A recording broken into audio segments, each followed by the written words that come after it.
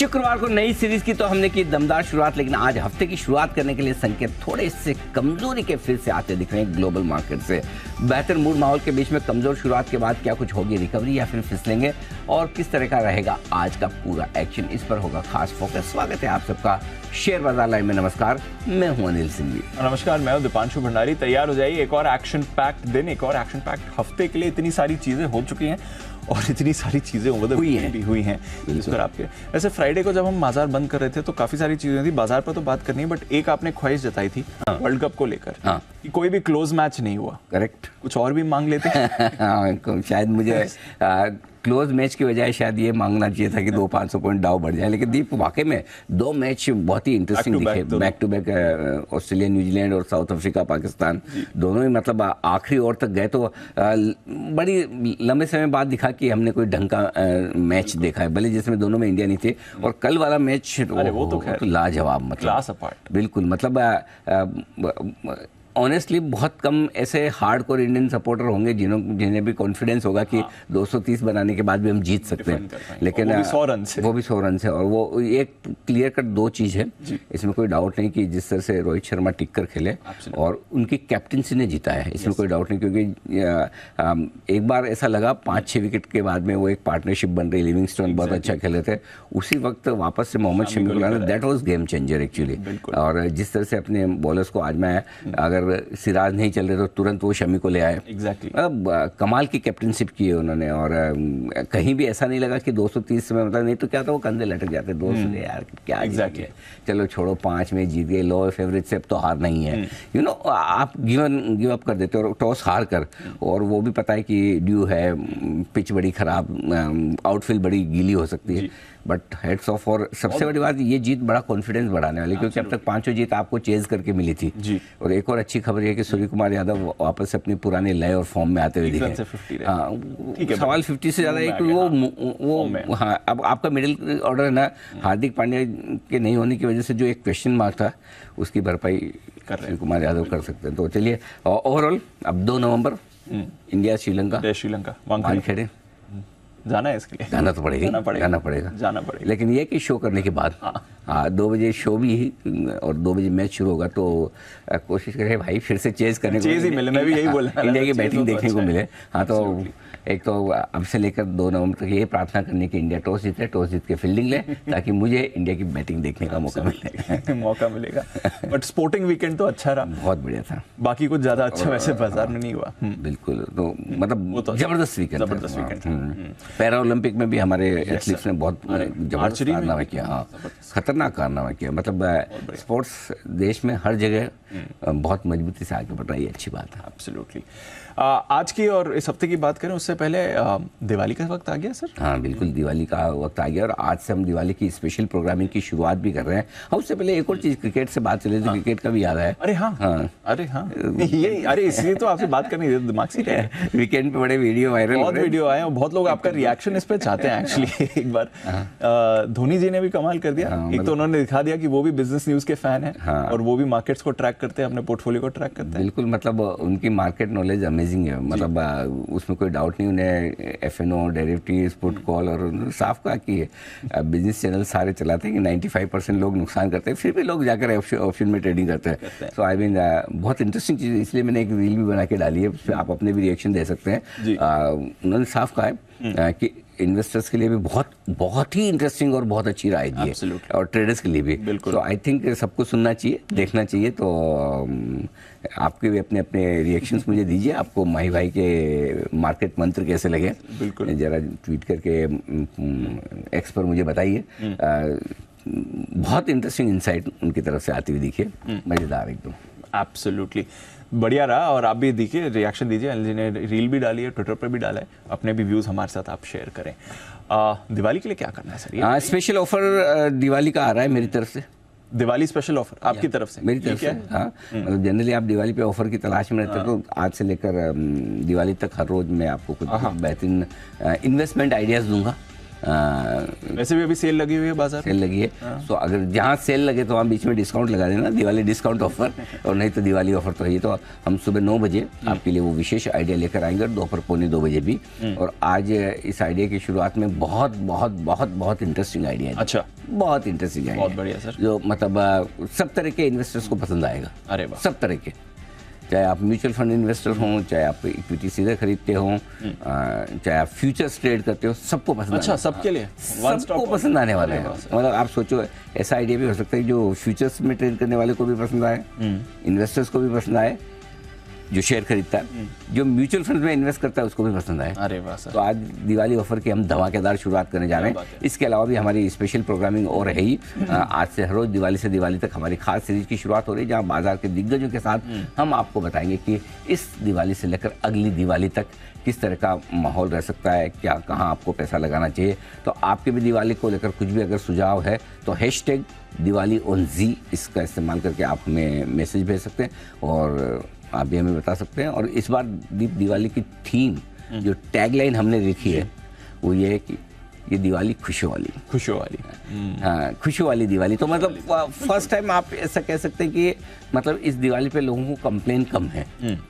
खत्म तो लाइफ में कभी नहीं होती, देखिए इच्छाएं तो कभी खत्म नहीं होगी जो चाहा, लेकिन पहली बार इस दिवाली पर ऐसा लग रहा है कि लोगों की कंप्लेंट्स कम है। तो हमने इस दिवाली को थीम के तौर पर रखा है खुशियों वाली दिवाली। खुशियों वाली दिवाली। चलिए, क्योंकि पिछली बार हमारी थीम थी दिवाली डबल डिमांड वाली जी, उससे पहले बूस्टर डोज वाली। तो हर एक बार हम दिवाली में कुछ ना कुछ एक नई थीम वो लेकर आते हैं, अम्ब्रेला ब्रांडिंग। तो इस बार हमने रखी खुशियों वाली दिवाली। तो आप हम सब दिवाली को धूमधाम से मनाएं, खुश रहें। चलिए, बढ़िया। और साथ ही दिवाली इन्वेस्टमेंट आइडिया भी मिलने वाला है हमारे एक्सपर्ट्स की तरफ से। DII पिक, FII पिक आ चुकी थी आपके, फेस्टिव इन्वेस्टमेंट आइडिया। अब Diwali investment idea DII pick हर रोज सुबह 9:35 पर और 2:15 पर आपको मिलेंगे फंडामेंटल और टेक्निकल एक्सपर्ट्स की तरफ से। बिल्कुल, बट मैं तो वेट कर रहा हूँ सर, दिवाली ऑफर जो इतनी इंटरेस्टिंग आपने आज बात कही है, जो 9 बजे आपको मिलने वाला है, उस पर भी अनिल जी की राय लेंगे। आइए सर, बताएं आज के ट्रिगर्स भी क्या कह रहे हैं, आपसे थोड़ा बाजार का माहौल भी समझना है इस समय। बिल्कुल, ट्रिगर्स सिर्फ आज के जो ट्रिगर्स हैं अमेरिकी बाजारों से हल्की कमजोरी के आते हुए दिखे। डाउ 7 महीने के निचले स्तरों पर जाकर बंद हुआ है। रिलायंस के नतीजे आए वीकेंड पर, मजबूत नतीजे। इसके अलावा वीकेंड पर लंबी लिस्ट है नतीजों की, जिस पर पूरा एक्शन हम आपको बताएंगे आज। वायदा कारोबार की एक ही कंपनी के निफ्टी के एक ही कंपनी के नतीजे UPL, और वायदा कारोबार की 5 कंपनियों के नतीजे हैं। सेलो वर्ल्ड का IPO आज से खुलने जा रहा है। विश्लेषण हमारा तैयार है, इस IPO में पैसे लगाएं या नहीं। बिल्कुल, बताएं सर, एक तो फ्राइडे को दोनों हमारे मार्केट के एक्शन को लेकर भी और ग्लोबल मार्केट के एक्शन को लेकर भी, क्योंकि जब हम बंद हुए हैं फ्राइडे को, हम अच्छे रिबाउंड के साथ बंद हुए हैं, ऑलमोस्ट डेज हाई पर जाकर बंद हुए। उस समय अमेरिकी फ्यूचर्स डेज हाई पर थे, 100 पॉइंट ऊपर डाउ था, 125 अंक नैस्डैक फ्यूचर्स था। उसके मुकाबले 365 अंक गिरकर दिन के निचले स्तर पर डाउ बंद हुआ। हालांकि नैस्डैक फिर भी हल्की बढ़त दिखाते हुए दिखा, बट अब S&P भी करेक्शन जोन में आ गया। ये सडनली क्या हो गया सर, इतने पॉजिटिव? विशेष कारण ढूंढने जाएंगे तो ऐसा कोई कारण आपको समझ में नहीं आएगा कि जिसकी वजह से अमेरिकी बाजार इतना तेजी से घटे और 7 महीनों के निचले स्तर पर जाकर बंद हुए। लेकिन अगर उसका एक कोई कारण है तो सिर्फ यही है कि इजराइल और हमास के बीच में लड़ाई बहुत तेज होती हुई दिखी है, और अब इस लड़ाई को लेकर आक्रामक बयान दोनों ही तरफ से आते हुए दिख रहे हैं। जहाँ एक और अमेरिका मजबूती से इजराइल के साथ खड़ा हुआ है और साथ ही सैन्य सहायता दे रहा है, वहीं दूसरी तरफ से अब कुछ दूसरे देश ऐसे हैं जो फिलिस्तीन और हमास को सपोर्ट करने की तरफ आते हुए दिख रहे हैं, और यही चीज़ बाजार को शायद थोड़ी सी नर्वस करती हुई दिखी है। उसके अलावा कोई इकोनॉमिक डेटा या कोई बॉन्ड यील्ड्स में बड़ा बदलाव हो, डॉलर इंडेक्स बड़ा बदलाव हो, वैसा कुछ भी हुआ नहीं है वीकेंड पर। उनमें कोई परिवर्तन नहीं है। कच्चा तेल आपका थोड़ा ऊपर जाकर वापस $88 के आसपास है। सो आई थिंक और किसी ट्रिगर्स में कोई बदलाव नहीं। अगर कोई भी बदलाव है तो सिर्फ ये कि इजराइल और हमास के बीच में तनाव बढ़ा है, और उसी की चिंता में थोड़े से बाजार हल्के कमज़ोर रहे हैं, और ये वीकेंड पर चिंताएं रही है। आई थिंक कहीं अभी फिलहाल कम होने के संकेत आसार दिख नहीं रहे। ये ग्लोबल चिंता की बात है। बड़ा इंपॉर्टेंट क्या है इस हफ्ते में, यह है कि कल से अमेरिकी फेड की 2 दिनों की बैठक शुरू हो रही है। बुधवार देर शाम अमेरिका में वहाँ पर उनकी ब्याज दरों पर फैसला आएगा। सारे लोग 90% लोग ये मानकर चल रहे हैं कि ब्याज दरें 90 के 98% लोग अब मानकर चले कि ब्याज दरों में कोई बदलाव होगा नहीं, जस की तस वाली पॉलिसी रहेगी। लेकिन गवर्नर साहब नहीं, फेड चेयरमैन साहब, गवर्नर साहब तो हमारे हैं, फेड चेयरमैन साहब पर आए हैं, तो फेड चेयरमैन साहब वो हमें बताएंगे कि आगे के लिए उनका क्या व्यू है, कितने चिंतित हैं, कितने नहीं। सो और गुरुवार सुबह सुबह एक्सपायरी के दिन, वीकली एक्सपायरी के दिन आपको अमेरिका के इस पूरे एक्शन पर रिएक्शन देना है, ये ध्यान में रखिए। तो इस हफ्ते सबसे इंपॉर्टेंट जो इवेंट है ग्लोबल मार्केट्स की, वो कल से शुरू होने जा रही फेड की बैठक, गुरुवार सुबह हमें रिएक्शन उस पर देना होगा। तो ये बाकी और कोई ग्लोबल से कोई खास ऐसा बदला नहीं, एक्सेप्ट तनाव बढ़ा है। तनाव तो बढ़ा है, मूड माहौल अच्छा नहीं है। सेंट्रल बैंक पॉलिसी के लिहाज से इंपॉर्टेंट हफ्ता है हमारे लिए। इसके सिर्फ फिर क्या मायने हैं, क्योंकि अगर ग्लोबल मूड माहौल बिगड़ा है, हमने देखा फ्राइडे को हमारा अच्छा रिबाउंड था, 19,000 के ऊपर क्लोजिंग मिली, क्या वापस अब इस ग्लोबल मूड के बाद हम भी इंपॉर्टेंट लेवल्स के नीचे फिर से चले जाएंगे, या हम अपने लेवल्स होल्ड करेंगे, या हम अपना मूड होल्ड करेंगे? मुझे लगता है कि गुरुवार के लेवल्स और जो कि पिछली सीरीज के लोएस्ट लेवल पे थे, वो आसानी से तोड़ेंगे नहीं। तो मुझे नहीं लगता कि बहुत ज़्यादा पैनिक वाली बात है। ठीक है, ग्लोबल मूड माहौल के साथ हमें कमज़ोर तो होना है, और अमेरिका अगर 1-2 दिन नहीं सुधरता है और नीचे जाता है तो फिर हमारे लिए मुश्किल तो रहेगा ऊपर टिके रहना। लेकिन मेरे ख्याल से फ्रेश कमज़ोरी तभी होगी जब निफ्टी 18,800 के नीचे और बैंक निफ्टी 42,000 के नीचे ट्रेड करना शुरू करे। यानी कि यहाँ से आपके पास 250 पॉइंट का क्वेश्चन निफ्टी में है, बैंक निफ्टी में 700-800 पॉइंट का क्वेश्चन है। तो आपके पास क्वेश्चन थोड़ा है, इसलिए आप आसानी से इतना तोड़ेंगे नहीं। कमज़ोर हो सकते हैं, बिल्कुल हो सकते हैं। सपोर्ट रेंज के आसपास आए तो थोड़ा खरीदना चाहिए, बिल्कुल खरीदना चाहिए। तो मुझे नहीं लगता कि पैनिक वाली बात है। हाँ, अगर आज ग्लोबल संकेत अच्छे मिल जाते तो हम तेज़ी से भाग जाते हैं। और आपको याद होगा शुक्रवार को मैं ये कह भी रहा था कि लॉन्ग पोजीशन लेके जाए, लेकिन एक ही कंडीशन पे कि 100 पॉइंट नीचे निफ्टी दिखेगा तो मैं और खरीदूंगा, न कि बेचूंगा। और दूसरी बात देखो, जो मैंने 2-3 बार कही थी कि हम ग्लोबल मार्केट्स मजबूत हुए तो ज़्यादा तेज़ी से बढ़ेंगे और कमज़ोर हुए तो कम घटेंगे, और वही होगा। आप देखिए, इतना डाउ आपका 300 पॉइंट नीचे होने के बावजूद आप बहुत कमज़ोर नहीं होंगे। मतलब आपका गिफ्ट निफ्टी मुश्किल से 40-50 से नीचे। सो इतना, मतलब नो डाउट इन संकेतों से आप ऊपर तो नहीं खुल सकते, लेकिन ऐसे पैनिक वाली सिचुएशन भी नहीं है। तो वेट एंड वॉच, आराम से अपने लेवल्स का इंतज़ार करें और उसके बाद आगे बढ़ें। नीचे के लेवल पे, सपोर्ट लेवल पे आने पे खरीदना भी है, और ऐसा एक तरफा तेजी होकर बाजार भाग भी नहीं जाएंगे कि वापस आपको कभी लेने का मौका नहीं मिले। तो इंपॉर्टेंट लेवल ऊपर की तरफ के आए, वहाँ पर हल्की फुल्की प्रॉफिट बुकिंग भी करते हैं। तो दोनों सब इंपॉर्टेंट लेवल से ट्रेड करना है, बस ये सिंपल सी ध्यान रखें। ठीक है, गिव एंड टेक करके लेवल को रिस्पेक्ट करना है। बताएं सर, आज के लिए कुछ खास स्टार्ट? ग्लोबल संकेत आज मेरे लिए मिले जुले हैं। थोड़ा इजराइल और हमास के बीच में जो तनाव बढ़ा है उसकी वजह से थोड़ी सी चिंताएं जरूर है, लेकिन एक बढ़िया चीज़ भारतीय बाजारों के लिए है दीप, जो सबसे बढ़िया इस सीरीज की शुरुआत से, और वो है एफआईएस की इंडेक्स लॉन्ग पोजीशन 11% से 1% बढ़ी जरूर है, लेकिन 12% ही है अभी भी लोएस्ट लेवल पर। तो यहाँ से नीचे जाने की गुंजाइश कम, और एफआईएस की तरफ से इंडेक्स में खरीदारी का स्कोप ज़्यादा नजर आता है। अगर ऐसे में बड़े गैप के साथ, जो कि मैं वीकेंड पे देख रहा था 95-100 पॉइंट नीचे गिफ्ट निफ्टी था, तो मेरा तो विचार ये था कि अगर 100 पॉइंट नीचे खुले तो खरीदना बनता है, और तब आपका लेवल लगभग 18,925 के आसपास का आता है। तो वहाँ बंद आता है, तो वहाँ एक एंट्री पॉइंट बहुत बढ़िया निकल कर आता है। देखते हैं खुलते हैं नहीं खुलते। लेकिन एक अच्छी बात है कि शुक्रवार को जो रिकवरी आई है भारतीय बाजारों में उस सीरीज के पहले दिन, उसके बावजूद भारतीय बाजार अभी हल्के हैं। पोजीशंस बहुत ज़्यादा नहीं बनी है, लॉन्ग्स इतने नहीं है कि आपको 50 पॉइंट नीचे खुलते एकदम से सबका बेचने का मूड हो जाए कि अरे मैं तो मर गया, है ना। तो एक तो गुरुवार को वैसे ही एक्सपायरी पे हल्के हो चुके थे, शुक्रवार को रिकवरी हुई, लेकिन बड़ी पोजीशंस शुक्रवार को अभी भी नहीं बनी। इसके अलावा जब तक गुरुवार के लेवल्स जो नीचे के हैं, 18,825 के आसपास का निफ्टी का 837 का लो था, बैंक निफ्टी का 42,100 का लो था, तो वो जब तक ना टूटे तब तक नई चिंता मत करें। ठीक है। रिलायंस के नंबर्स ठीक हैं, लेकिन आज के जो सेक्टर आपको ध्यान में रखना है वो फार्मा है। फार्मा मजबूत रहना चाहिए। एक ही जगह प्रॉब्लम है आज, वो है बैंक्स और एनबीएफसी। बैंक्स और एनबीएफसी के वीकेंड पे एक ढंग का रिजल्ट नहीं है। किसी को भी देख के ऐसा मजा नहीं आया कि आपको खरीदने का मन करे। अब कुछ लेवल्स आपको दे दूं, 18,825, 18,925 आपके लिए मजबूत सपोर्ट का काम करेगा। ये आपके लिए मजबूत सपोर्ट है, आसानी से नहीं टूटेगा। 42,125, 42,275 बैंक निफ्टी पर मजबूत सपोर्ट है आज आपके लिए। ऊपर की तरफ 19,125, 19,275 ये 150 पॉइंट की रेंज है आपके लिए रुकावट की, और बैंक निफ्टी के लिए 43,150, 43,375 ये रेंज है ऊपर रुकावट की, जिस पर आपको फोकस करना है। Got it. चलिए, ये हैं आपके लिए सारे के सारे इंपॉर्टेंट लेवल्स। और भी लेवल्स की बात करें उससे पहले आज के इस बार लंबे समय बाद दीप ऐसा हुआ कि मैं इस वीकेंड पे मुंबई में था, नहीं तो जनरली ट्रैवल बहुत होता है। तो इस बार मैंने वीकेंड पे यहाँ होने का फ़ायदा उठाया, आपने देखा होगा 8-10 लाइन वाली स्टडी मैंने आज तक कभी नहीं दी है, प्लस रिजल्ट एनालिसिस में इतने सारे रिजल्ट आए, लेकिन सारे रिजल्ट एकदम गोट के पढ़ के आए, सारे रिजल्ट पूरा एकदम ध्यान। चलिए हाँ, तो रिजल्ट एनालिसिस में मजा आएगा, बिल्कुल जानेंगे आपसे। संकेत आज के ग्लोबल नेगेटिव है, एफआईज नेगेटिव है, लोकल फंड्स के न्यूट्रल, तो वायदा कारोबार के भी न्यूट्रल, सेंटिमेंट थोड़ा सावधानी भरा है, ट्रेंड है आपके लिए न्यूट्रल, कुछ भी पॉजिटिव नहीं है। पॉजिटिव अभी कुछ भी नहीं है, तो नहीं है, क्या कर सकते हैं। बिल्कुल 18,975 19,025 पहला सपोर्ट जोन है, इसमें हम खुलेंगे, खुलने के बाद देखेंगे कि क्या कुछ और नीचे जाना है या नहीं। अगर जाने का मन हुआ तो 18,850 18,925 स्ट्रॉन्ग बाय जोन है, इस रेंज में आपको खरीदारी जरूर करनी चाहिए अगर पहुंचे तो।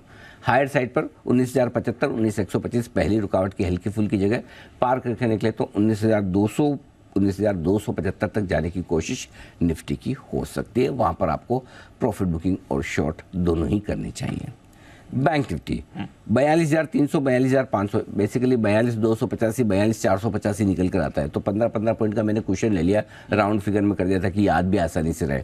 42,200 42,300 42,500 आपके लिए पहला सपोर्ट जोन है, यहाँ पर एक बार तो पहुँचने चाहिए, फिर देखते हैं कि कितनी मजबूती और रहती है।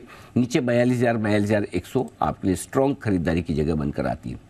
ऊपर की तरफ 43,000 43,150 पहली रुकावट की जगह पार करके निकले टिके तो 43,400 से 43,550 स्ट्रॉन्ग सप्लाई जोन है, वहाँ पर प्रॉफिट बुकिंग और बिकवाली आप दोनों कर सकते हैं। Got it. चलिए पुट कॉल रेशियो थोड़ा बड़ा है, बट हल्का बढ़कर आया, लेकिन हल्के नोट पर है, इसलिए कोई दिक्कत नहीं। विक्स एक ही दिन में 7% आपका देखिए घट गया, और बाकी एफआईज की इंडेक्स लॉन्ग पोजीशन 1% बढ़ी, तो कोई खास दिक्कत वाली बात है नहीं। ठीक है, बताएं फिर stop losses. Intraday stop loss कल के लो शुक्रवार के लो पर रखे हैं 18,925, क्लोजिंग 18,825। ठीक है, क्लोजिंग स्टॉप लॉस 2% नीचे, 200 पॉइंट नीचे, और इंट्राडे स्टॉप लॉस 125 पॉइंट नीचे। बैंक निफ्टी का 42,475 इंट्राडे है और 42,275 क्लोजिंग बेसिस पे है। छोटे स्टॉप लॉस ही रखे मैंने आज जानबूझकर बैंक निफ्टी में, क्योंकि बैंकिंग शेयर में आज थोड़ा सा कंफर्ट मेरा कम है नतीजों के बाद। हालांकि बड़े बैंक नहीं है, तो हो सकता है आज कुछ ऐसा भी ट्रेड दिखे दीप कि बड़े बैंक मजबूत रहे, छोटे बैंक कमज़ोर हो जाए। लेकिन कंफर्ट कम है थोड़ा सा। बैंक और एनबीएफसी के रिजल्ट देख के मज़ा नहीं आया, बिल्कुल नहीं आया। शॉर्ट साइड पर अगर आप हैं तो 19,125 ये आपका स्टॉप लॉस होना चाहिए इंट्राडे क्लोजिंग बेसिस पे। बैंक निफ्टी पर इंट्राडे स्टॉप लॉस होगा 43,000, क्लोजिंग 43,150, ये लेकर चले आप बैंक निफ्टी पर। Got it. चलिए, ये हैं आप सारे इंपॉर्टेंट स्टॉप लॉसेस। नए लेवल्स की भी बात करते हैं। आज लग रहा है थोड़ी नरमी के साथ बाजार खुलेंगे, उसके बाद क्या करना है सर? 18,975 के आसपास खुलेंगे, वहाँ पर थोड़ा सा रिव्यू कीजिए, और हो सकता है अगर बहुत एग्रेसिव है तो वहाँ पे, नहीं तो 18,925 18,875 थोड़े दो तीन टुकड़ों में आप थोड़ा खरीदारी करने के बारे में सोचें। 18,800 या 18,825 जो भी आपको ठीक लगे वहाँ स्टॉप लॉस लगा लीजिए। टारगेट जो दीप बनेंगे वो 19,025 19,050 और 19,075 तीन छोटे टारगेट है।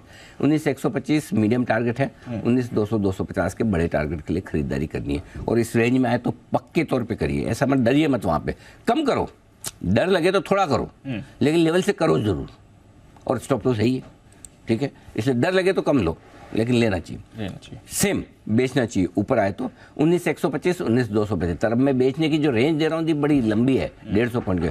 19,125 पे व्यू करिए, या बेचूं क्या, जवाब हाँ है तो थोड़ा वहाँ, लेकिन 19,250 275 की रेंज में फिर पक्का आपको और बेचना है। वो सीधा 150 पॉइंट दूर है, थोड़ा दूर है, लेकिन वहाँ बेचिए। और स्टॉप लॉस आपका 19,350 का होगा। टारगेट जो बनेंगे 19,050 19,025 दो छोटे टारगेट है।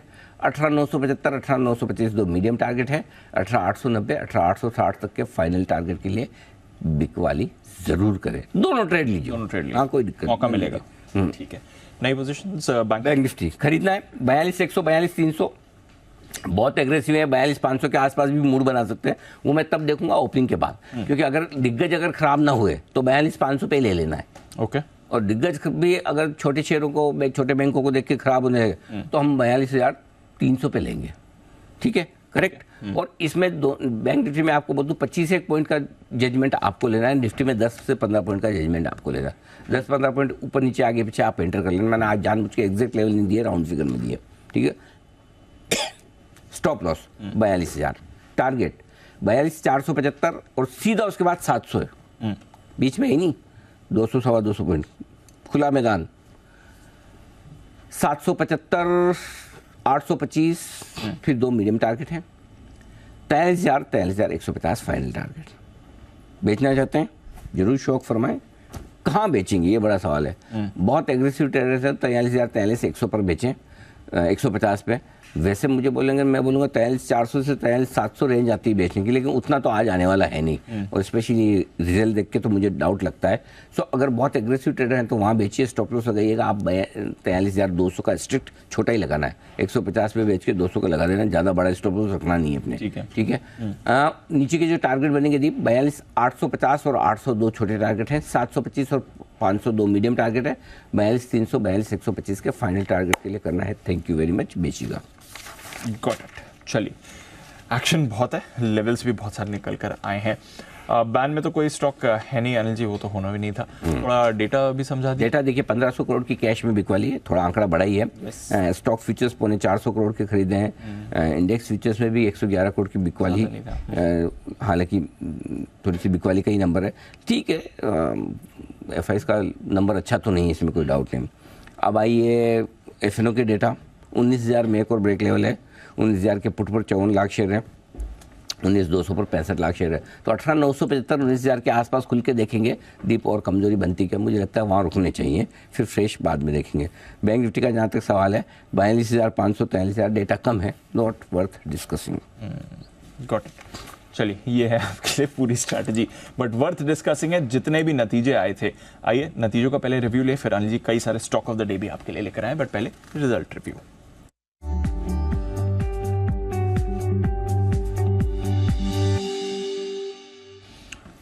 बताएं सर। रिलायंस दीप नंबर ठीक है, मतलब अगर आप देखें तो 3 सेगमेंट है मेनली। रिलायंस का जो रिटेल बिजनेस बहुत बढ़िया कर रहा है, कोई सवाल ही नहीं, अच्छे नंबर से वहाँ पर। इसके अलावा ऑयल एंड गैस से सरप्राइज आया है, इतनी बढ़िया प्रदर्शन की उम्मीद कम थी, लेकिन वहाँ पर अच्छा परफॉर्मेंस आया है। टेलीकॉम का जो जियो बिजनेस है वो मिक्स है, मतलब बुरा नहीं है, आरपूज आपके बढ़कर ही आए। सो ओवरऑल रिलायंस के नंबर में आप खराबी ढूंढने जाएंगे तो मिलेगा नहीं। यही है कि बस 2% चूंकि फ्राइडे को बढ़ा हुआ है, लेकिन मुझे लगता है नंबर्स अच्छे हैं, इन लाइन है, थोड़े से बाजार इसको पॉजिटिव साइड पर ही लेगा। तो पहला नंबर। 4 सरकारी कंपनियों के नतीजे आए हैं वीकेंड पर, बहुत इंटरेस्टिंग है, तो मैं एक बार उनके नंबर्स का रिव्यू आपको दे दूं। पहला आपका है NTPC। नंबर्स मिले जुले हैं, लेकिन मार्जिन्स मेंटेन करने में कामयाब रहे, 26% के आसपास का अच्छे मार्जिन्स है, ऑपरेशनल परफॉर्मेंस भी ठीक है। जो इम्पोर्टेंट चीज़ है दीप की, कुछ कैपेसिटी बढ़ाने की जो बात की इन्होंने कैपेक्स के, मुझे लगता है स्टॉक में गर्मी थी, है और रहेगी। इस स्टॉक को चाहने वाले बहुत बढ़ गए अब, तो ये घटेगा नहीं। हाँ, 2% शुक्रवार को बढ़ा है, 3 महीने में 20% करीबन स्टॉक चल चुका है। सो मुझे लगता है स्टॉक पॉजिटिव साइड पर ही रहना चाहिए, लेकिन चूंकि आज थोड़ा मार्केट का मूड माहौल ढीला, इसलिए मैंने बाय कॉल नहीं दिया। अगर नीचे मिले, फ्लैट खुले, नीचे खुले तो लेना बनता है इसमें, है ना।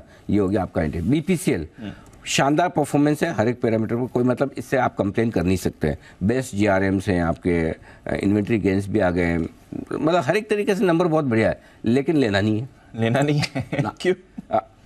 ऊपर एक तो प्रॉफिट बुकिंग आ जाएगी, क्योंकि कच्चा तेल जब तक 88-90 है और जब तक ये हमास इजराइल है, तब तक आपको कच्चे तेल को लेकर कंफर्ट आएगा नहीं। और दूसरा, चुनाव का सीजन शुरू हो रहा है, तो आप भूल जाओ कि पेट्रोल डीजल के दाम घटेंगे, बढ़ ही सकते हैं, बढ़ेंगे, ये भूल जाओ, घट ही सकते हैं, बढ़ तो सकते ही नहीं है। सो आई थिंक उस हिसाब से अगर ये नंबर्स के दम पर ऊपर खुलेगा तो प्रॉफिट बुकिंग आनी चाहिए, ये आप देख सकते हैं। उसके अलावा तीसरा बड़ा इंटरेस्टिंग है MGL, महानगर गैस लिमिटेड। नंबर्स ठीक है, मिले जुले, मतलब बुरे तो नहीं कहूँगा, लेकिन तोड़फोड़ भी नहीं है। एक ही चीज़ जो नंबर्स में बहुत अच्छी दिखी, वॉल्यूम ग्रोथ। उम्मीद थी कि फ्लैट रहेगी, लेकिन 4% के आसपास की वॉल्यूम ग्रोथ बढ़िया मानी जाएगी। मेरे ख्याल से इससे बढ़िया आप उम्मीद नहीं कर सकते कि MGL आपको नंबर दे, लेकिन वही है, अगर इन नंबर के दम पर ऊपर आया तो प्रॉफिट बुकिंग करनी चाहिए। इसमें भी वही IGL वाली तलवार लटकी हुई है, तो जो IGL के साथ हुआ MGL के साथ भी हो सकता है, इसलिए बाइंग ज़्यादा ऊपर आएगी नहीं, तो MGL में भी ऊपर के लेवल पे आपको थोड़ा सावधान रहना है। और एक और सरकारी कंपनी का नतीजा जो बचा है वो है BEL। यार इसका एग्जीक्यूशन कब होगा ठीक, मतलब सब कुछ ठीक है, कंपनी में ऑर्डर मिल रहे हैं, सब कुछ हो रहा है, लेकिन एग्जीक्यूशन के लेवल पे अभी भी चैलेंजेस बहुत है। मतलब 68,000 करोड़ की ऑर्डर बुक कोई छोटी नहीं होती किसी भी लिहाज से। नंबर्स ठीक है, मिले जुले हैं, ऑर्डर बुक ही बढ़िया, लेकिन एग्जीक्यूशन को लेकर जो चिंता है अभी तक क्लियर कट हो नहीं पा रहा। सो मैं इसलिए आज इन नंबर्स को भी मिले जुले मिक्स में रख रहा हूँ। ठीक है, तो ये है आपके लिए कुछ नतीजों का रिव्यू, बट कुछ और नतीजों का रिव्यू है। बाकी बहुत सारे हैं, IDFC SBI है, वो मतलब कुछ मैंने देखे भी नहीं, हाँ, लेकिन कुछ हैं जो जहाँ मैं बहुत क्लियर कट थोड़ा शॉर्ट हूँ मार्केट के डायरेक्शन को लेकर या स्टॉक के डायरेक्शन को लेकर, वो मैंने आपको स्टॉक ऑफ द डे में दिए। ठीक है, आइए फिर देते हैं अंजलि से उनके स्टॉक ऑफ द डे।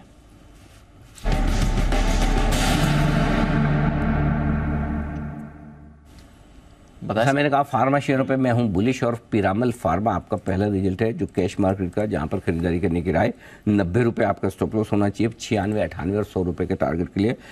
उम्मीद नहीं थी, लेकिन बहुत सरप्राइजिंगली बड़े गजब के पॉजिटिव रिजल्ट्स आए ना, हर एक पैरामीटर पे आए। जो इनका जेनरिक API बिजनेस है उसमें डिमांड बहुत ही मजबूत नज़र आ रही है। ऑर्डर बुक में पहले 6 महीनों में 40% का जंप देखने को मिला है, मतलब, और सबसे बड़ी बात ये कि ऐसा लग रहा है कि ये रिजल्ट मेंटेन कर पाएंगे।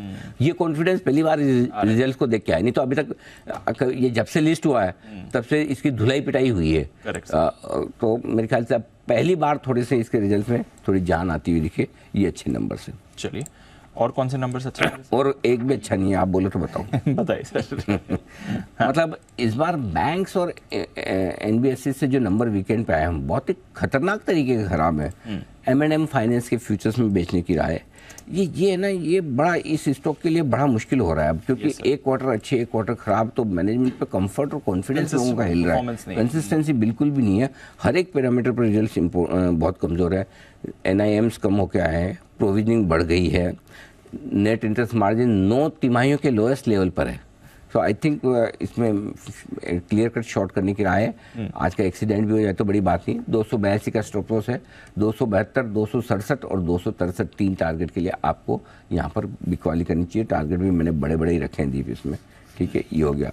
इसके अलावा सिटी यूनियन बैंक, मुझे याद है वरुण जब दे रहे थे अनुमान, इस बैंक के रिजल्ट सबसे खराब रहेंगे, आए भी वैसे उम्मीदों पे खरा उतरा है, एकदम खराब दिए। पूरे बैंकिंग स्पेस में प्राइवेट पब्लिक सब मिला के देखे तो सबसे खराब नंबर। और अच्छा, नंबर कोई खराब है तो कोई बातें होते हैं, सबके होते हैं, ऐसा थोड़ी है पहली और आखिरी बार, लेकिन आगे के लिए उम्मीद भी नहीं है कि ये सुधरेगा। मतलब कहीं मैनेजमेंट की तरफ से वो कॉन्फिडेंस नहीं है कि भाई नहीं, अभी भी बिजनेस मोमेंटम बड़ा वीक है, कोई लोन ग्रोथ सिंगल डिजिट में पसीना आ रहा है इनको। NIM ग्रोथ सबसे वीकेस्ट है, आई थिंक बहुत ही वीक नंबर है दीप, मज़ा नहीं है, बिल्कुल। हाँ, तो ये शॉर्ट करने की राय है। 136 के स्टॉप लॉस से शॉर्ट कीजिए, 132, 130 और 128। इसके केस में एक ही इशू है कि लोगों को पहले से पता था कि नंबर्स कमज़ोर है, लेकिन शुक्रवार को 3% बढ़ के आया है तो पिटेगा जरूर, आज तो पिटेगा। अब उसके अलावा AU स्मॉल फाइनेंस बैंक, यहाँ पर भी नंबर्स बहुत कमज़ोर है, मज़ा नहीं आया नंबर देख के। 703 के स्टॉप लॉस से फ्यूचर्स में बिकवाली करने की राय है। 680, 674 और 665 3 टारगेट के लिए। एसेट क्वालिटी आमतौर पर बेहतर हो रही है, इस बैंक की कमज़ोर होकर है, ये थोड़ा शॉकिंग है एक्चुअली। आमतौर पर एसेट क्वालिटी किसी प्राइवेट बैंक की कमज़ोर होकर नहीं है, तो थोड़ी सी ग्रोथ लेवल पर, नेट लेवल पर NPA बढ़कर आए, ये चिंता की बात है। इसके अलावा आपका NIMs में डिक्लाइन हुई है, ये भी बहुत अच्छा संकेत है नहीं। 5.7% से 5.5% Q-on-Q आया, तो आई थिंक नंबर थोड़े ढीले हैं, मुझे लगता है थोड़ा स्टॉक पिट सकता है आज। ओके, तो ज्यादा नंबर्स पर कुछ अच्छा बोलने का है नहीं, एक दो स्टॉक्स की थोड़ी परफॉर्मेंस इधर उधर आपको फिर भी अच्छी दिख रहा है, बट ज्यादातर नंबर्स कुछ खास नहीं है, स्पेशली बैंकिंग और financial names. But of course numbers का रिएक्शन और नतीजे और साथ ही बाकी मजा तो आपको 9 बजे आएगा। 9 बजे हाँ, IPO और IPO पे भी IPO और दिवाली ऑफर इंतजार है। दिवाली ऑफर में बढ़िया पिक आने वाली है एलजी की तरफ से, उस पर रखें नजर। सारी चीजें एक साथ इसमें कंबाइन हो जाएंगी, ये इंटरेस्टिंग चीज है। आइए, अरमान, नुपुर और कुशल, साथ ही आशीष भी हैं तैयार नंबर्स और खबरें और ब्रोकरेज रिपोर्ट्स बताने के लिए। अरमान, मॉर्निंग बताएं, ट्रिगर्स और खबरें कौन सी हैं? जी गुड मॉर्निंग। कई सारे नतीजे हैं, जिसमें निफ्टी में बात करें तो UPL के हैं। F&O में Marico, Petronet LNG, TVS Motors, DLF, GMR airports, उनके नतीजे आते हुए दिखेंगे। कैश में भी कई सारे स्टॉक्स हैं, जिसमें Adani green, blue star, Castrol India, CRM silk और आदि कई सारी कंपनियां हैं जिनके आपको नतीजे आते हुए दिखेंगे। मैक्स स्टेट्स, जो कि NSE और BSE दोनों पर लिस्ट होता हुआ दिखेगा। अपडेटर सर्विसेज, इनका 50% का जो IPO का एंकर लॉक इन है वो खत्म होता हुआ दिखेगा। और अंत में IPO अपडेट्स की बात करें तो ब्लू जेट हेल्थ केयर, जिनका IPO बंद हो चुका है। ओवरऑल सब्सक्रिप्शन अगर आप बात करें लगभग 8 गुना बढ़ा है, जिसमें रिटेल का हिस्सा 2.2 टाइम्स है, NII का हिस्सा लगभग 13.6 टाइम्स है और QIB की अगर आप बात करें तो 13.7 टाइम्स बढ़ता हुआ दिखा है। ओके, नुपुर, मॉर्निंग बताएं, नतीजे कौन से हैं?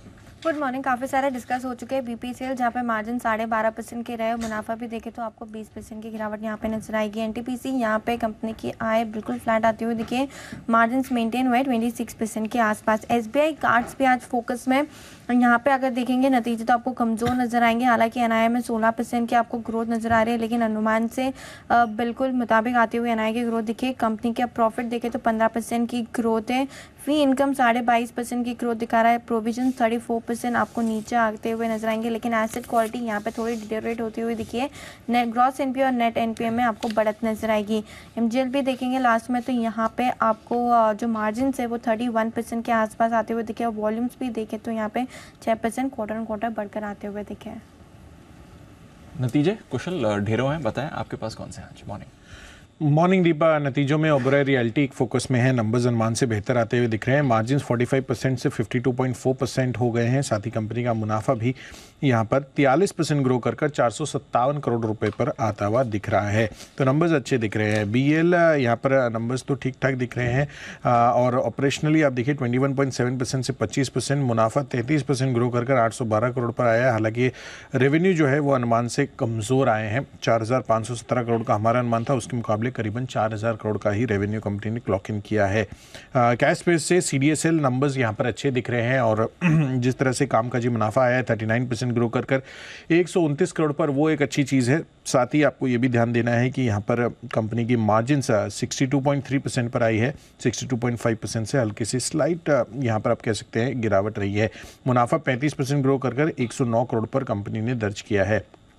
साथ साथ आपको ये ध्यान रखना है आरबी इंफ्रा नंबर्स यहाँ पर मिले जुले देखने को मिल रहे हैं। मार्जिन्स में फॉल हुआ है 49.5% से 45.5% पर। साथ ही कंपनी का मुनाफा 13% बढ़कर 96 करोड़ पर कंपनी ने दर्ज किया है। और एक खबर भी है इनके लिए, एनएचएआई से 4 लेन ललितपुर सागर यहाँ पर जो सेक्शन है उसके लिए 4,428 करोड़ रुपए का कंपनी को ऑर्डर मिलता हुआ दिख रहा है। पीटीसी इंडिया यहाँ पर नंबर्स कमज़ोर हैं। मुनाफा 19% गिरकर 51 करोड़ पर, और कंपनी की एनआई में भी 3.5% तक की गिरावट है। और अंत में ग्रेट ईस्टर्न शिपिंग जी शिपिंग रेवेन्यू 15% गिरा है 1229 करोड़ पर। साथ ही एडजस्टेड बेसिस पर एबिटा भी 19% गिरकर 681 करोड़ पर कंपनी ने दर्ज किया है। तो नंबर्स यहाँ पर कमज़ोर हैं। ओके, वापस चलते हैं अरमान के पास जानने के लिए कुछ और नतीजे भी। अरमान बताइए जी। कुछ नतीजों में सबसे पहले ग्रीन लैम्प इंडस्ट्रीज़, यहाँ पर आपको नतीजे बढ़िया दिख रहे हैं। आय लगभग 16.5% बढ़कर आई है। मार्जिन जो हैं वो 10.4% से इम्प्रूव होकर 12.5% पर आते हुए दिखे हैं, और मुनाफे में भी लगभग 32% के आसपास का आपको उछाल दिखेगा। डीलिंग की बात करें तो यहाँ पर मिक्स सेट ऑफ नतीजे दिख रहे हैं। आय लगभग 4.85% के आसपास बढ़कर आई है। मार्जिन जो हैं वो गिरकर आते हुए दिखे हैं, 10.5% से गिरकर 9.8% पर आते हुए दिखे, और मुनाफे में लगभग 4% के आसपास का उछाल दिखेगा। ज़ेन टेक्नोलॉजीज़, यहाँ पर आपको देखें रेवेन्यू लगभग 103% बढ़कर आता हुआ दिखा है। मार्जिन जो है वो थोड़े से गिरकर आए हैं, 30.3% से गिरकर 28.3% पर आते हुए दिखे हैं, और मुनाफे में पर अगर आप देखें तो लगभग 75% के आसपास की आपको जो है बढ़त दिखेगी। रत्नवीर प्रिसीजन इंजीनियरिंग, यहाँ पर अगर आप देखें आय लगभग 11% के आसपास बढ़कर आई है। मार्जिन्स गिरकर आते हुए दिखे हैं, 9.5% से गिरकर 8.9% पर आते हुए दिखे हैं, और मुनाफा अगर आप देखें तो लगभग 7 करोड़ से बढ़कर 8 करोड़ के आसपास आता हुआ दिखा है। और बोर्ड ने नए प्रोडक्ट लाइन शुरू करने के लिए जो क्षमता विस्तार है उसको भी मंजूरी दी है। लेटेंट व्यू, यहाँ पर अंत में बात करें तो नतीजे आपको बढ़िया दिख रहे हैं। आय लगभग 5% बढ़कर आई है। मार्जिन्स 19% से इंप्रूव होकर 19.7% पर आते हुए दिखे हैं। मुनाफा 33 करोड़ से बढ़कर 34 करोड़ के आसपास जो है आता हुआ दिखा। ओके, नुपुर बताएं कुछ और खबरें और नतीजे। बिल्कुल, जेबीएम ऑटो के साथ शुरुआत करते हैं। नतीजे आपको अच्छे दिखेंगे। क्वार्टर 2 के कंपनी की आय करीबन 19.5% से बढ़कर आते हुए दिखे। कामकाजी लेवल पे देखें तो मुनाफा जो है वो 38% की ग्रोथ दिखा रहा है। मार्जिन 10% से बढ़ के इस बार 11.5% के होते हुए दिखे। यूनियन बैंक ऑफ इंडिया पे भी रखनी नजर। नतीजे यहाँ पे आपको स्ट्रॉन्ग दिखेंगे। एनआई करीबन 10% से इस क्वार्टर में बढ़कर आते हुए दिखे।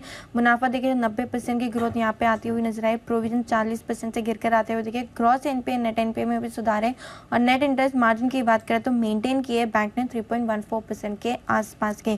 खबरों में सबसे पहले हिंदुस्तान एरोनॉटिक्स, जहां पे जी बिजनेस की खबर पर मुहर लगती हुई दिखी। 7 जुलाई को जी बिजनेस ने बताया था कि एचएएल और सैफरन के बीच एमओयू होने वाला है, और वो हो चुका है। तो एचएएल आज फोकस में रहने वाला है।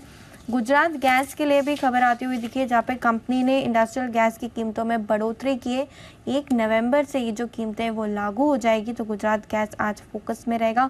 अल्ट्राटेक सीमेंट, जहाँ पे बोर्ड ने प्रोडक्शन कैपेसिटी बढ़ाने के लिए 13,000 करोड़ के निवेश को मंजूरी दे दी है। अतिरिक्त 21.9 metric tonne per annum production capacity विस्तार को अब बोर्ड की तरफ से मंजूरी मिलती हुई दिखी है। इंटरनल अक्रूवल के द्वारा इसे फंड किया जाएगा, तो अल्ट्राटेक सीमेंट भी फोकस में रहेगा। और लास्ट में डॉक्टर रेड्डीज, थोड़ी नेगेटिव खबर यहाँ पे आती हुई दिखी है, जहाँ पे कंपनी की जो फैसिलिटी है उससे यूएसएफडी की जांच हुई थी 19 से 27 अक्टूबर के बीच। फॉर्म 483 इशू किया गया, 10 आपत्तियां यहाँ पे जारी की है यूएसएफडी ने, तो थोड़ी नेगेटिव न्यूज़ है डॉक्टर रेड्डीज के लिए। बिल्कुल, देखते हैं इस पर क्या रिएक्शन आपके लिए आता है। कुशल, फाइनल सेट ऑफ खबरें भी बताएं। बिल्कुल, तो फाइनल सेट ऑफ खबरों में 3 खबर है। सबसे पहले एमसीएक्स सेबी ने गेहूं, सरसों, चना, मूंग, सोयाबीन, क्रूड पाम तेल, गैर बासमती धान के डेरिवेटिव ट्रेडिंग्स पर पाबंदी बढ़ा दी है, और ये जो पाबंदी की मियाद है 1 साल बढ़ाकर दिसंबर 2024 तक की गई है। रेमंड जीसीपीएल भी फोकस में रहेंगे। कुछ खबरें ऐसी आ रही हैं कि डीजीजीआई ने यहाँ पर रेमंड और जीसीपीएल के बीच हुए ट्रांजैक्शन की जाँच ये करना शुरू कर दिया है। जीएसटी अथॉरिटीज़ ने रेमंड से सफाई मांगी है सेल ट्रांजैक्शंस पर। साथ ही ब्राइटकॉम ग्रुप यहाँ पर नीलेंदु नारायण चक्रवर्ती ने इंडिपेंडेंट डायरेक्टर के पद से इस्तीफा दे दिया है, और प्री ऑक्यूपेशन और पर्सनल कमिटमेंट्स के चलते ये इस्तीफा दिया है। 20 अक्टूबर से ये इस्तीफा प्रभावी है। ओके, ये है आपके लिए सारी की सारी खबरें। ढेरों स्टॉक्स जहां पर ब्रोकरेज की भी रिपोर्ट्स आई हैं, आइए भी जाने एफआईआर।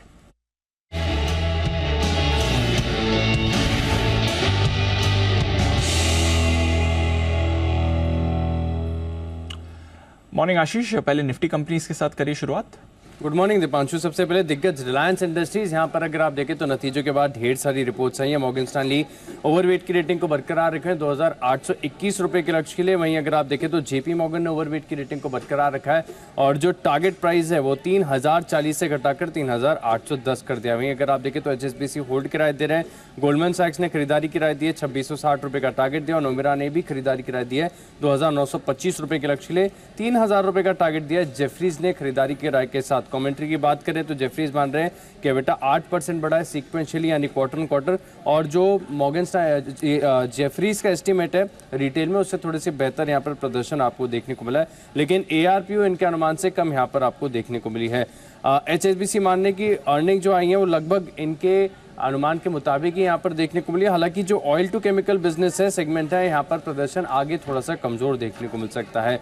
मारुति रिपोर्ट्स आई है ढेर सारी। मॉर्गन स्टैनली जो है ओवरवेट की रेटिंग को बरकरार रखे, और जो लक्ष्य 11,963 रुपये से बढ़ाकर 12,304 रुपये कर दिया। 10,561 रुपये का भाव चल रहा है, और ये मान रहे कि जो कामकाजी मुनाफा है इनके अनुमान से 20% बेहतर यहाँ पर मॉर्गन स्टैनली की तरफ से देखने को मिला है।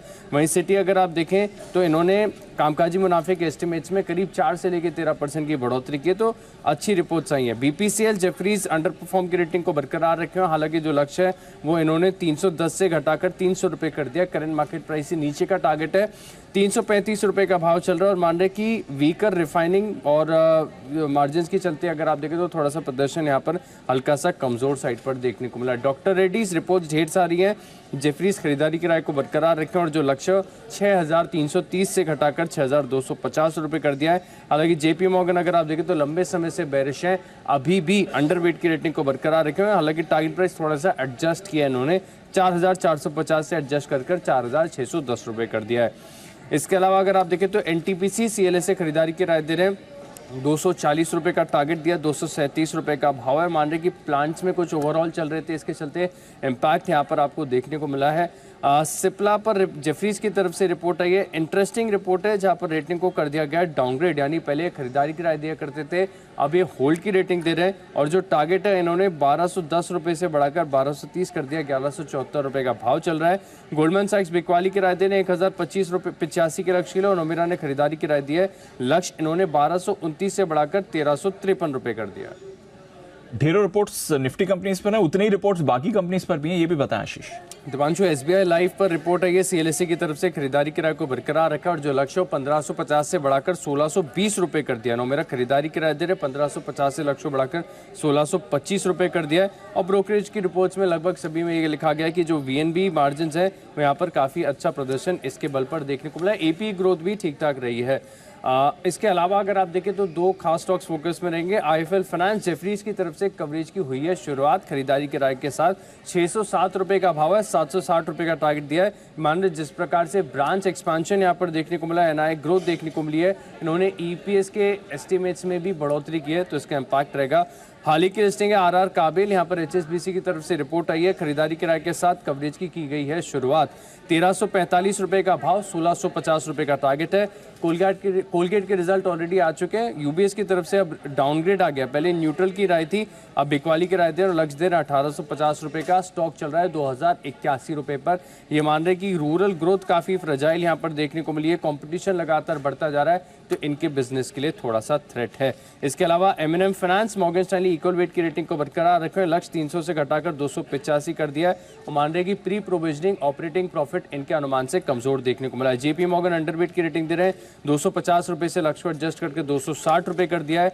एसबीआई काज पर जेपी मॉर्गन की तरफ से रिपोर्ट है, न्यूट्रल की रेटिंग को बरकरार रखा है 900 रुपए के लक्ष्य के लिए। वहीं गोल्डमैन सैक्स अगर आप देखें तो बिकवाली की राय दे रहे हैं, टारगेट दिया 684 रुपए का। AU small finance bank, Morgan Stanley ने ओवरवेट की रेटिंग दी है, 925 रुपए का टारगेट दिया है। आईडीएफसी फर्स्ट बैंक पर मॉर्गन स्टैनली इक्वल वेट की रेटिंग दे रहे हैं, लक्ष्य 80 रुपए से बढ़ाकर 90 रुपए कर दिया है, 86 रुपए का भाव चल रहा है। एमजीएल पर सिटी खरीदारी की राय दे रहे 1250 रुपए के लक्ष्य के लिए। भारत इलेक्ट्रॉनिक्स स्टॉक के ऊपर भी रिजल्ट का इंपैक्ट रहेगा, सीएलए से खरीदारी की राय दे रहे 154 रुपए का टारगेट दिया है। इंडिया मार्ट इंटरमेश पर नोमिरा की तरफ से रिपोर्ट आई है, अंडर परफॉर्म की रेटिंग को बरकरार रखा और जो लक्ष्य 2310 रुपए से घटाकर 2250 रुपए कर दिया है। इंडियन होटल्स पर मॉर्गन स्टैनली ओवरवेट की रेटिंग दे रहे हैं, 375 रुपए का भाव, 445 रुपए का टारगेट है। और अंत में ब्लू डार्ट, यहाँ पर भी खास नजर रखेगा, गोल्डमैन सैक्स ने खरीदारी की राय दी है, लक्ष्य इन्होंने 6860 रुपए से बढ़ाकर 7020 रुपए कर दिया है, 6376 रुपए का भाव चल रहा है। ओके, तो ढेर सारी रिपोर्ट्स है, ढेर सारा एक्शन है, बढ़ाते हैं इसी आगे। आइए वक्त है हमारे एक्सपर्ट से मुलाकात करने का, पिक ऑफ द वीक।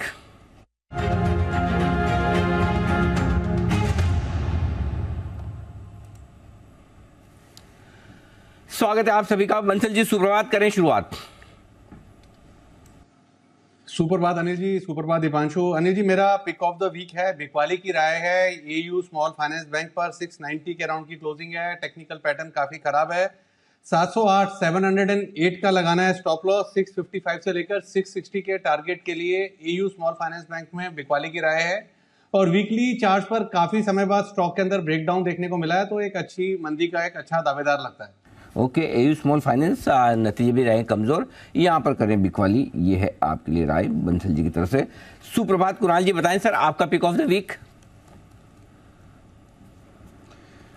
सुप्रभात दीपांशु, सुप्रभात अनिल जी। खरीदारी की राय है अनिल जी, और खरीदना है कैनफिन होम्स को, जिसमें मुझे लगता है कि शुक्रवार को एक सॉलिड चार्ट पैटर्न बनता हुआ हमने देखा, जिसको मॉर्निंग स्टार पैटर्न कहते हैं। तो मुझे लगता है कि आज थोड़ा बाजार नीचे खुलेगा, तो नीचे के स्तरों पर ये शायद मिल जाए, तो नीचे के लेवल्स पर मिले तो कैनफिन होम को खरीदारी की मेरी राय है। 723 रुपए पर स्टॉप लॉस रख लें, 735 के आसपास मिले तो बाय करें। पहला टारगेट होगा 760 का, दूसरा टारगेट 780 का। तो एक शानदार पैटर्न बना है और बिल्कुल 200 डेज मूविंग एवरेज से ही सपोर्ट लेकर स्टॉक में वापस से तेजी बनती दिख रही है। तो मुझे लगता है 780 790 तक का मूव आएगा, कैनफिन को खरीदने की राय। 780 790 तक के टारगेट के लिए कैनफिन में करें खरीदारी। गुप्ता साहब सुप्रभात, बताएं sir pick of the week. सुप्रभात अनिल जी, दीपांशु और सभी पैनलिस्ट को सुप्रभात। Anil ji, pick of the week रहेगी L&T, जिसमें खरीदारी करके चलने की सलाह है। मुझे लगता है कि बाजार की करेक्शन के बीच ये स्टॉक एक इंपॉर्टेंट सपोर्ट जोन के आसपास पिछले हफ्ते बंद होता हुआ नजर आया। 2900 के आसपास का क्लोज है, तो 2875 2880 आज कोई मामूली गिरावट देखने को मिलती है, तो वहां पर खरीदारी करके चलने की सलाह है। स्टॉप लॉस के तौर पर 2850 रुपए का स्टॉप लॉस मेंटेन करें, और अपसाइड में मेरा मानना है कि 2960 और 3000 ये दो टारगेट्स L&T में इस हफ्ते आते हुए नजर आ सकते हैं। तो L&T में खरीदारी करके चलने की सलाह रहेगी। ये रहेगा मेरा pick of the week. Okay, L&T pick of the week, खरीदारी करने की राय। सुमित जी गुड मॉर्निंग, बताएं सर आपका क्या है इरादा। Good morning Anil ji, good morning Anil ji. इस हफ्ते के लिए जो स्टॉक पे नजर रखना है, जिस स्टॉक पे बाय का व्यू लेके काम करना है, वो है कोलपाल, कोलगेट पामोलिव। ये स्टॉक चार्ट्स के ऊपर बढ़िया दिख रहा है। स्टॉक एक तेजी के ट्रेंड के बाद छोटा सा 3-4 दिनों का करेक्शन दिखाया और वापस से अपवर्ड मूव रिज्यूम किया। कोलपाल 2070-2080 के पास खरीदारी करके चलने का सलाह रहेगा, जो कि कल का क्लोजिंग है। नीचे में स्टॉक का जो सपोर्ट निकल के आ रहा है 2030-2040 के पास का है, तो 2030 ये नीचे में स्टॉप लॉस बनेगा। ऊपर में जो टारगेट देखने को मिल सकते हैं 2130 का इसका पहला टारगेट होगा, 2170 का इसका दूसरा टारगेट होगा।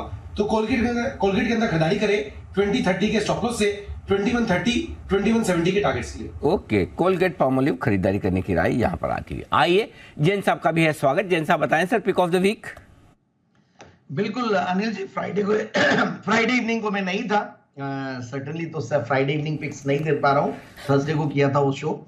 और इस बार जो मैं एक मिनट जैन साहब, जो काम कोई अच्छा नहीं किया हो उसको बार बार बोलते नहीं है। मतलब फ्राइडे आपने शो में नहीं आके कोई अचीवमेंट नहीं किया है। हमारे दीप को देखो, मुझे देखो, किसी दिन मैं छुट्टी पे होता हूँ तो हम कभी बोलते नहीं कि हम छुट्टी पे थे। वो अलग बात है, मैं एक आध बार छुट्टी लेता हूँ, बाकी सारे पैनलिस्ट चिल्ला चिल्ला के बोलते हैं अनिल जी जब लंबी छुट्टी पे गए थे, अनिल जी तब छुट्टी पे गए थे। तो इसलिए आपकी छुट्टियों के बारे में, आपके शो नहीं करने के बारे में हम हैं बताने के लिए। कई बार इंतजार करते हैं लोग। आपने सेल्फ कन्फेशन किया है, उसके लिए धन्यवाद जी। तो इस हफ्ते भी बहुत सारी पिक्स है, मुझे ऐसा लगता है जो फ्राइडे को रिकवरी आई मार्केट्स में, तो ऐसा नहीं कि होप पूरा हमने लूज कर दिया, और कुछ स्टॉक्स बढ़िया कर रहे हो रिजल्ट्स के तौर पे देख के कुछ स्टॉक्स को रेकमेंड करने की कोशिश कर रहा हूं। तो एक तो जो मेन मेरा पिक ऑफ द वीक है हुआ the Anup engineering limited, TAEL, एक बेहतरीन कंपनी है जिसको कई बार आपने काफी लोगों ने पैनल में भी कवर किया हुआ है। तो it's a fantastic Arvind group company. The Anup engineering limited main pick of the week है। और फिर मैं ऑटो इंसुलरीज पे वैसे ही बुलिश हूं, और मेरा one of my favourite auto ancillary stock that is Gabriel India. मुझे बहुत बढ़िया लगता है, बहुत बढ़िया मूव भी दिया और अभी भी लगता है कि बहुत बढ़िया है। और पावर ग्रिड, इनफैक्ट कुछ वैसे भी ये स्टॉक्स है जो बहुत मतलब चले थे बट अभी थोड़ा विराम लगा हुआ है, तो सेफर भी है। पावर ग्रिड और ONGC क्रूड ऑयल को देखते हुए ONGC पे दाव लगाया जा सकता है। So ONGC, power grid, Gabriel India, और last but not the least Axis Bank. मुझे लगता है कि प्राइवेट सेक्टर बैंक्स वैसे परफॉर्म नहीं कर रहे, but certainly Axis Bank was an outperformer पूरी इसमें, और अभी भी लगता है रिजल्ट्स के बाद ये अच्छा लग रहा है। अच्छा मिक्स है कैश और F&O पिक्स के बीच। 5 स्टॉक्स आ रहे हैं जैन साहब की तरफ से जो आप अपने रेडार पर रख सकते हैं। इन पर आपको एक्शन आते हुए दिखेगा। एक्शन कई सारे और काउंटर्स पर भी आपको आते हुए दिखने वाला है। आज CDSL जबरदस्त नंबर्स इसकी तरफ से आए हैं। हमारा तो खैर फेवरेट पिक रहा ही है बहुत समय से।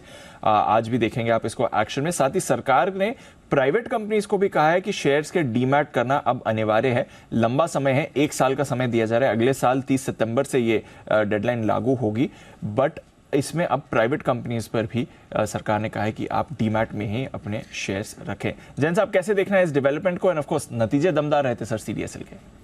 बिल्कुल, पहले तो डिस्क्लेमर दे दूं, इस स्टॉक को बहुत नीचे के लेवल से रेकमेंड करते हुए आ रहे हैं, तो काफी बार ऐसा होता है कि फ्रेंड्स, रिलेटिव्स, क्लाइंट्स सब लोगों के पास होगा और हमारे व्यूअर्स के पास भी हो गई। हमने सबने बहुत अच्छे से रेकमेंड किया हुआ है, और मैंने नवंबर 2019 में पहली बार इस स्टॉक को रेकमेंड किया था, और तब 220 रुपए करीब हुआ करता था, और वहां से आज हम देख रहे हैं कैसा परफॉर्मेंस है। एंड यहाँ कोई रोक नहीं लगने वाली है और चलने वाला है। डीमैट अकाउंट्स तो अभी मतलब चलने वाले हैं, खुलने वाले हैं और खुलेंगे, और ये न्यूज बहुत बड़ी न्यूज है। ये पहले भी थी, बट अब क्या वो 1 साल वाली जब अब टाइम लाइन डाल दी तो सर्टेनली बहुत बड़ा एक इसमें वो आएगा, and it's a great news. और साथ में अच्छा रिजल्ट, फिर अच्छे डीमैट नंबर्स आ ही रहे हैं, तो मुझे लगता है कि CDSL है, BSE है, ये दोनों जबरदस्त कर ही रहे। BSE में F&O का एक अच्छा वो आ गया, तड़का आ गया, तो वो वैसे चल रहा है। तो आई फील दोनों कंपनीज में बिल्कुल ध्यान दें, but CDSL is one of my top picks, और ये वैसी कन्विक्शन आइडिया जिसको बाय एंड फॉरगेट के साथ आप काम कर सकते हैं। और NSDL का भी IPO आने वाला है, तो वापस से सेक्टर की री-रेटिंग होगी, आने वाला, उसकी डेट नहीं आई है, बट यस बाकी सारी चीजें हुई भी है। तो मुझे लगता है CDSL is a great pick, और नीचे आने पे आप खरीदते जाइए, घबराना नहीं। ओके, ये है आपके लिए CDSL जिस पर रखनी है नजर। और भी स्टॉक्स पर करनी है चर्चा।